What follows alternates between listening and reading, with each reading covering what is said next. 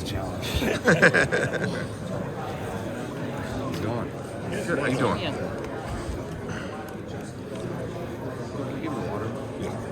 Have you completed your coaching staff yet? I think so. I mean, we could possibly add some more. We still possibly could get a D-line assistant, but kind of playing it slow. We're good with where we're at right now, but we'll see. We have minority internships that come, things like that, so it's not always going. Do you have titles for Brandon Staley, for Nick? Nick's the defensive coordinator. Nick. Oh, Nick? Yeah. I don't know if you've given the exact title yet. Not sure. Did you take a lot of pride in the titles, Stan? Not as much as you guys. No, it's I mean, the roles are very similar to what I had with Clay Clint last year. Clay's kind of had the main role of that last year, and he'll do that same thing and bring in Nick once we're last playing. That's where he's going to happen. Kyle, how do you envision the duties being divvied up between Nick and Brandon? I mean, Nick's going to call the plays. So, I mean, that's the main job of the defensive coordinator is calling the defense. But Nick will be a huge part of game planning and doing everything on that side of the ball and helping me out in other areas also. And what do you envision for Brandon? That's really what I'm saying. I mean, Brandon will be a big part of the game plans. I'm implementing a lot of our defense here in the offseason and during the week, each week, preparing for teams. And it's been a big part of free agency already, helping us with the draft and be a huge asset to our whole coaching staff. Will there be will you give him any assignments to help the offensive staff? Not anything in particular. I mean, once we start practice, going through OTAs, just have another guy's expertise and knows a lot of ball. He's ran a number of schemes and having part of it. Has he already been pretty impactful in his input? Yeah, Brandon's got a lot of knowledge. I mean, and being a coordinator in this league and then also being a head coach here for the last few years, knows a lot of the personnel. He's been very involved in draft stuff throughout with his team and stuff. So it's always nice to have a guy with his expertise on board to help us out. Kyle, what are the Packers getting What's that? What are the Packers getting They're getting a hell of a coach. I mean, I love working with Half. We hated losing him when he did go back to college, but I'm glad he's back in the NFL. He's a great person, great guy, and he's been doing it good for a long time. What's the interest in that defense? What do you like about it? We'll see what exactly he does run with Green Bay, but I mean, if it's similar to ours, he's based out of a 4 down front, which I know Green Bay's been 3-4 for a long time now, so I'm not exactly sure what Jeff's going to do at this level, but that would be the main difference if it's like ours. What do you think of Matt? He runs your offense, now he's running your defense. I don't really see it like that. I mean, offenses change each year. That his offense looked different this year, just with a different quarterback and things like that, and we're yet to know about the defense, so it'll be a surprise week 1. What about is it speed through your defense to go to pick up Malik Collins position? We were pumped to get Malik. I mean, just what he's done here these last few years. We love how much football he's played, how healthy he's stayed. We really wanted to add some guys we felt had some good health history, and we've done a hell of a job at that. We haven't talked to you since Eric Armstead left. What was that process like, and what was it like losing a guy like Eric? It was real tough. I mean, we've been with Eric since we've been here, and I know he was here a couple years before us, so it wasn't something we really wanted to happen. It's one of the tough things when trying to keep the team together and just where it goes with the salary cap and stuff, but he got in a good spot. Real happy for him where it ended up, but I hated to see him go. And the guys that you picked up that are going to play in the middle, what did you see from them previously that drew you to wanting to get for them? I mean, mainly the guys that were available. You know, we competed hard for to get them. Malik, when he came available for that 7th round pick, which we thought was huge. The tour just getting on the edge, Floyd on the edge, all the size in the middle. We felt real good about the group. We had a bunch of 1-year guys, and we knew we had to add a number of others. There's been a lot of talk about Leonard Floyd's motor. Is that something that really jumps off the tape when you watch him? Yeah, he goes all day. We played against him too much. I never liked playing against him. He's always been such a good player. It's real cool having Brandon on our staff because he got a coach when he was in LA, so just hearing the type of practice player he is and stuff. He goes all day. He loves playing football, loves being out there, and pumped to have him on our team. Was that a priority for you after maybe a few questions towards the end of the season where there was some effort issues? To get a guy, was that like a priority? No, we didn't really feel like we had effort issues. We had a few bad plays. I think that got really pumped up on social media, which we don't ever want to have bad plays, but effort was never an issue with our team. People don't know Nick Sorrell's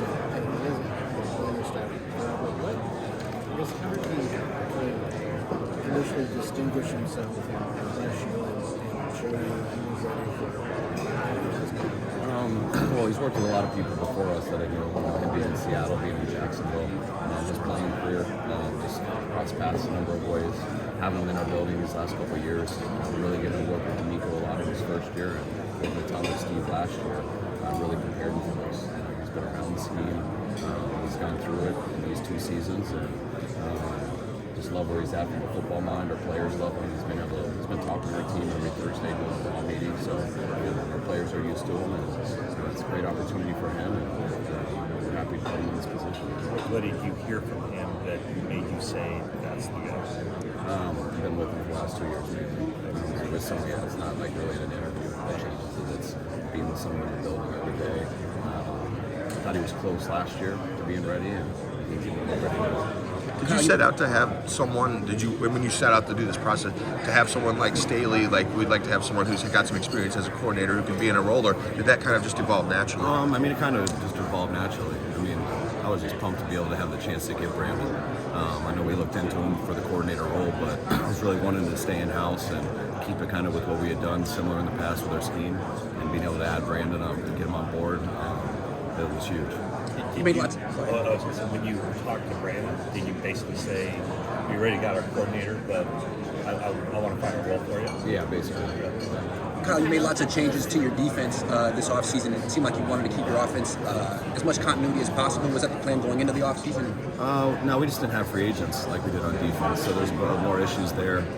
So we know we had to replace a number of those guys, especially all the guys we had on one-year deals.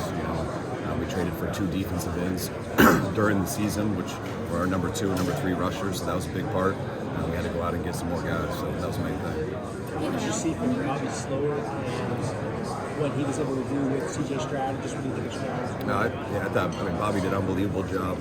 He was fun to watch. It's always, when you have guys that you work with, it's fun to get the film every Monday and watch what they're doing around the league. And Bobby was just fun to watch with anyone. He's got a hell of a quarterback there, and did a really good job.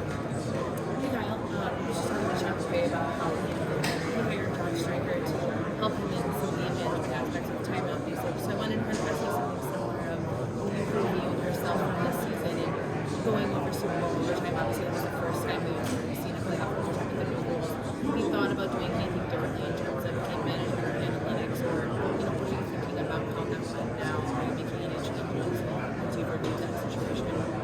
You review every situation that you're in. Each one that you're in is a new one. So you prepare for all those, but when you're in the situation next time, it won't be like the last time. It's always different. There's variables of who's on the field, what the score is, how the game's going. So that's something you think about every week, and you never really stop talking about it, even through it. So we have a big department with Brian Hampton and stuff that does all that analytics. So I think we're pretty good in that area for us.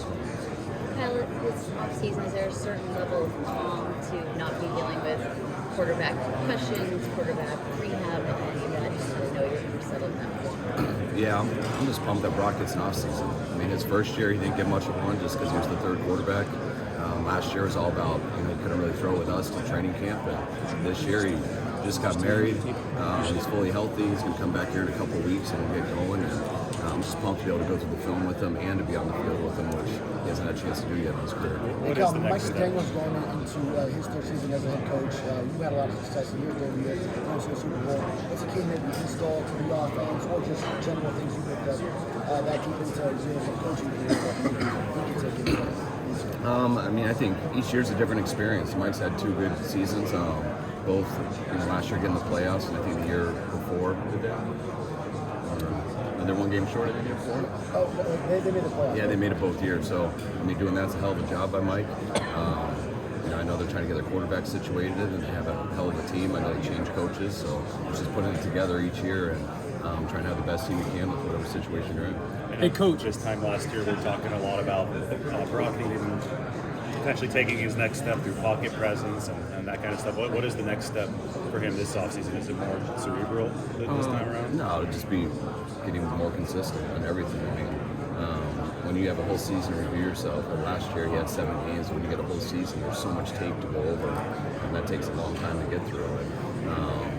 You always want to be perfect, and no one ever will be. But when you have the reps that he's had, now he can review that stuff and take it to the field. And when we get back on April 15th together, we'll watch. We'll do all quick game. We'll do all 5 steps, all 7 steps. We'll do the play actions. We'll do the movement, that stuff that Greasy and Kubiak will take him on the field and working at every day. Kyle, twice in the last week, Rich McKay has mentioned that league-wide scoring has been down for a couple of years, and he's mentioned as one possibility the increase of 2 high safety laws. Is that something as a play caller that you've seen a lot more in the league last year or so? Yeah, I'd say so. A little bit more two-show than in the past, but that could be. I think defenses are. I think they're less aggressive than they used to be. I think they're a little smarter in that way. It's a little bit more bend but don't break. There's so many different ways offenses can attack defenses now that I think guys can't take as much risk. All the jet sweeps and all that stuff, zone pressures and everything. You got to be able to do it for so many different formations and emotions. I think it's tougher. So guys play a little bit more conservative, which to me in the long run leads to less scoring.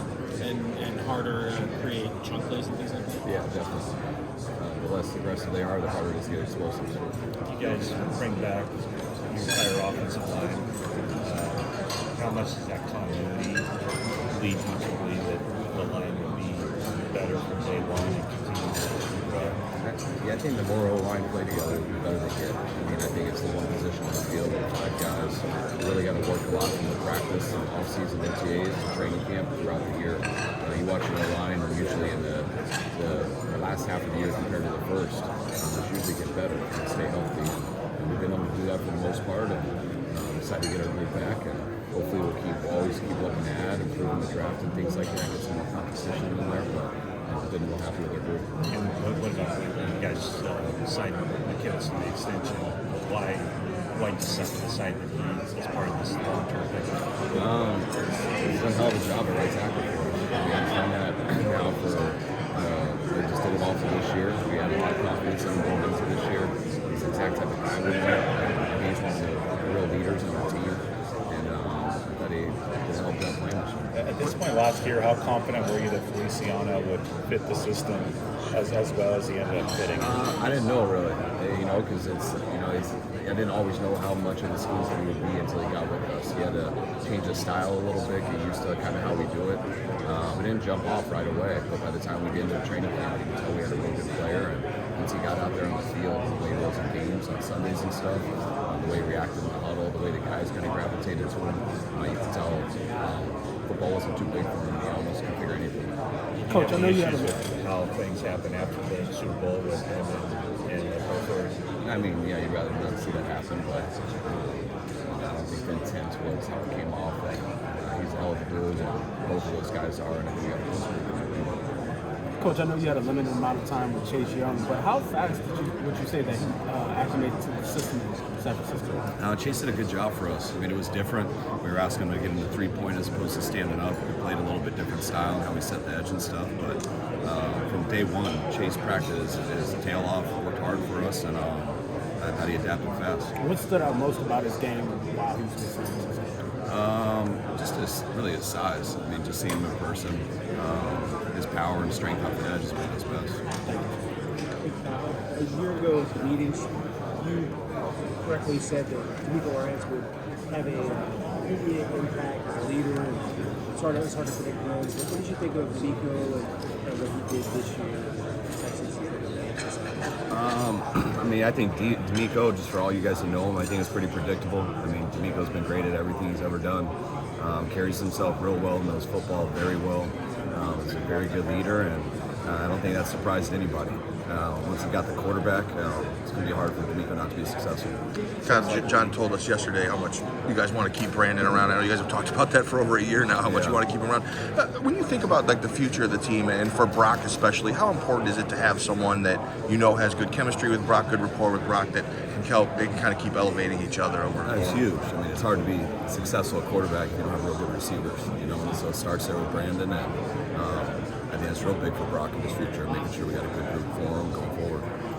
Do you talk to Brandon at all about maybe what's going on? I know you're not involved in the contract potential, but not anything specific. I mean, I've seen Brandon a couple times here. Actually ran into him in Cabo last week. He was randomly at our hotel. I don't think he wanted to be, but and I've seen him in the office a couple times. But the A's doing good. Hopefully we'll get this done sooner than later. How do you steer clear of, it seems like this time of year with these guys, there's a lot of anxiety and maybe not the most smooth thing going on with the negotiators. How do you kind of remove yourself from that and just maintain that relationship with the guy you've been around? I try to do exactly that, remove myself from it. And I've been through it enough that it's a very sensitive time because it's so much the player and his family, it's so much the team, what they got to go through just trying to build a team. So I watched it happen with Trent, I watched it with Debo, George, Fred, all these guys. So you just got to be patient. You got to let it play itself out, not get involved. And usually when you're in a situation like we are, where you got a real good player who wants to be here and we want the player to be here, it's really bad too. But I found with us, it doesn't always happen right away, but it's a matter of time. It's working out. And does your relationship with Brandon, does it suffer? Does it get strained at all during this time? It hasn't so far. We've seen it a couple of times and we've been good, so I don't expect it to. I mean, I think Brandon understands the situation, and I know I do. I'm excited to get back in line for it. Do you think the fact that you guys have been able to get successful extensions with your key players, that it helps the next guy up kind of understand and have patience? I would hope so. I mean, I think we've proven that we try real hard to get our own guys signed. Almost every situation we try to do it that way, so I think he trusts that, and I think it does help the guys see that. And how important was it for Kyle Juszczyk to do what he did? That was huge. To stay. I mean, it was Kyle's a big part of this team. He has been since we've gotten here, and we would have hated to lose him. So for Kyle to do that, it was great for us. Great for him to be able to stay with us, and I'm really happy he decided to do that. Yesterday, John mentioned that your experience with Devondre Campbell goes back to Atlanta. I guess that was his rookie year in 2016. Was there anything that kind of jumped out to you that made you a big fan of his going back to then? Yeah, just how him and Deion Jones, both their rookie years, for them to come in and be rookies for the whole year and play that entire year for our two linebackers. I mean, that puts so much pressure on our defense on linebackers, the way our scheme is, and for him to do it at such a young age right away on some big stages. I've always been impressed with him early on, and I've been even more impressed with going against him over the years, wherever it's been, especially in Green Bay the last three. As a Could have, perhaps you did not, but I mean, you could have lost to the Packers or the Lions in the playoffs. And I think the conversation around this team would have been much different than anything that happened. But I mean, did that cause you to, in any way, look at this and say, are we as good as we think we are, or just reassess where you are as a team? If this makes sense. The two playoff games? Yeah. Every game makes me feel good. So those were any different. I mean, I knew those were going to be hard games coming in. That's why the league's pretty cool to me, and the fact that there is never a 7-game series. Anything can happen in any game, whether you're the best team or the 32nd best team. There's not much. There's not much difference in the top and bottom. So it's always very close. Those games can go any way. I was just really proud of our team and how we persevered through some tough situations in those games. On paper, do you think you guys are a better team than ever? I don't know. I don't go on paper. So I'll see the practice. Off paper, do you think you're a better team? I have to see it. We'll practice when we get our team together, and those are the opinions you start to develop in OTAs and training camp. And hopefully we'll improve it here in the draft a lot. I'm really excited about that. It's the most picks we've had in a while, especially getting back in the first and second round, which we haven't had the last couple of years, or the first round. So I think we'll have a chance to be better. Two kind of specialty positions. I don't see an answer for, but tell me what you guys are thinking as far as nickelback and return man. I mean, the guy who played nickel for us last year still on our team, and Demo, so he's always an option. We got guys that we're still trying to train there that are on the team. Love, Brandon, Isaac, to allow the possibly Demo to go to stay inside and go outside. I think our young guys, and Ambry and Sammy, got a lot better last year, and I also think we have money over picks in the draft. What do you think of the return man? I thought Ronnie Bell showed that he was capable of doing it. I like him see what happens here in the draft. But definitely have some back right now. What do you think of the proposed new kickoff? I think it's interesting. It's I don't think anyone totally knows because when you put guys in different spots they've never been put in before, there's just different timing and how it's going to play out. And so I think we'll all find out about it. But I think it'll be fun to watch. But your guess is going to be as good as mine. We're all going to have to figure it out as we go. And I think that'll be a fun thing in the league. But I think it's going to be a different thing each week. You mentioned being back in the first round this year. Does it feel different at all? Does it have to change even how much work you put in and looking at draft guys and things like that? Yeah. It's good. It'll be more fun. It's pretty miserable not having a first round pick, just sitting there and watching and having nothing to do that day. But you gotta. We knew we weren't going to have one the last few years, so we haven't looked as much in those top picks. But we'll be prepared for everybody this year. Never know whether we stay where we're at or we move around, but. When you're at that situation, when you're at pick 31, you got to be ready for anything. You guys have obviously had success regardless of not having those picks, but have you felt that in any way in terms of just your roster building of hey, we don't have the cost certainty of a rookie who's playing at a high level or anything like that over the last few years? Not really. Before we did that, we felt pretty good about where our team was. We thought we could do it. We knew it was risky, but we thought our team was at. We didn't absolutely have to have those picks, and I think it's worked out well. Kyle, there's been a lot of talk recently about running backs being devalued, obviously not with you guys, Christian. Is he an outlier? Do you see that trend maybe just being cyclical and you got Barkley maybe got paid now? How do you kind of look at, last year the running backs at a podcast saying they couldn't be paid? How do you look at that whole situation? I think it is unfortunate because, running backs are extremely important. One of the most important positions on the field. So there's a number of guys who can do it, but there's also very few guys who can do it that hard. So you got to look at all that stuff. Christian is a little bit of an anomaly. Just how good he is as a receiver, how good he is as a running back, how good he is as a blocker. He does everything, and he does it every week. So I think a lot of people This is a pretty big overhaul of your defensive line. What was Chris's initial reaction to his new group of talent there? I think it was really hard to say about Eric. That was tough. But I think when it was all said and done, I think it was pumped. We had a lot of one-year guys, so we knew we were going to have to do something. Trying to get our own guys back, or trying to get new guys. And it's stressful to go through all that because guys make deals and they make commitments other places, and you can lose people. And when it was all said and done, we thought we had a good group, and Chris was really excited about the guys. A guy like Jordan Elliott was a starter on a pretty good League One line, and got him probably to be a rotational piece. How big of a pickup is something like that kind of might be? Real big, especially the size he plays with. Just trying to balance other guys, and you don't want all the same body types. And what we got with Leonard, what we got with Jordan, we got a few different sizes there, and the style of play that is good to a group. We like to play 8 to 9 guys every week. And looking at the film, the totality of the last season, there anything you can specifically point to with the run defense that caused it to take a step down last year? I can't say anything specifically, but you can feel it right away. We obviously got beat on some crack tosses a little too much, and once that did happen, it stopped.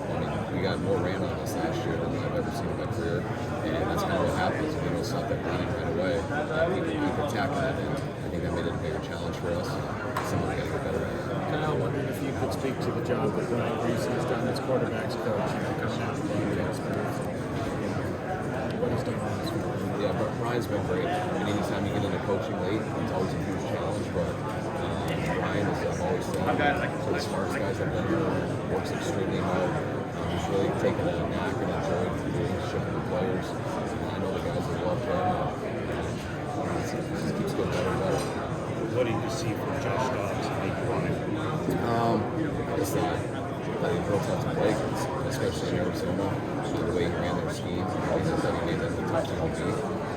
I loved how consistent he was. You could tell that whatever their game plan was, he executed extremely well. I loved how competitive he was with the man. Physically playing, trying to break tackles and things like that. And I think he was in a good chance to win. Talk about the science with him now. How important is it for you to get Jauan Jennings back into the offense? Oh, huge. I love Jauan, and another guy I plan on hopefully being around here for a long time. How much has his play developed since you got him as a rookie?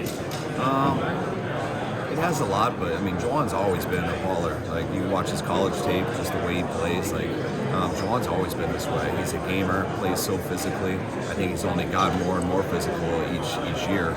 The style of it, how he plays, how big he is. I think people sleep on him a little bit and don't realize how big and physical he is till they get him on game day and catches a lot of guys off guard. And then you see his how he's mentally on the field. How important is that for your offense? I think it's huge. I mean, Jauan only plays one way. That's why all the defensive guys want to fight him in training camp, and I try to show them. I have to show the defensive guys his game film so they realize he's not just being a jerk out there. He actually only plays that way. It's his style. He plays to the whistle, and the mentality he has when he does it is pretty unique. Is there anything that you want to see from him going forward? Just continuing to grow in every aspect of his game, his whole route tree, everything. And but Jauan's done everything I've asked, and I feel very fortunate to coach him. Kyle, what's your comfort level with what you have at safety, right? What's your comfort level with what you have at safety right now? Would you like to keep adding there? Yeah, we'd like to add, but I also am real comfortable with how good Jair played last year. I mean, everyone knows what Huff's done, so it's always scary coming back from an ACL, but once you come back in this day and age, it's pretty good. It's usually okay. I expect to get him sometime in training camp, so that should be all right. And getting George Odom, I think he's probably the best special teams player in the league and also can play safety well too, so we'll see how it goes in the draft. The Jets signed Kinlaw on free agency. Can you talk about his growth as a player? Yeah, I was so happy for Jauan this year. I mean, this was really his first year that he fully got to play. I hated to lose him, but I could see why the Jets went and paid him. His tape was good this year. It was the first year he was able to really practice throughout the year and really kind of found his niche on how to do it. And I'm a big fan of Jauan, and you guys got a hell of a player. You guys good? When you, a guy like Blackman, I assume he's not coming to visit you thinking he's going to be a backup. I mean, it sounds like you like your safeties, but those guys, fair to say they're not guaranteed anything? No one's guaranteed anything, but also we didn't bring Blackman talking about him coming out for sure starting. We talked about him coming in to compete, and it was a visit he took, and we'll see how that works out. I mean, it's the safety positions in all of the positions. You guys can get the response, and we're also going to have to come off injury, so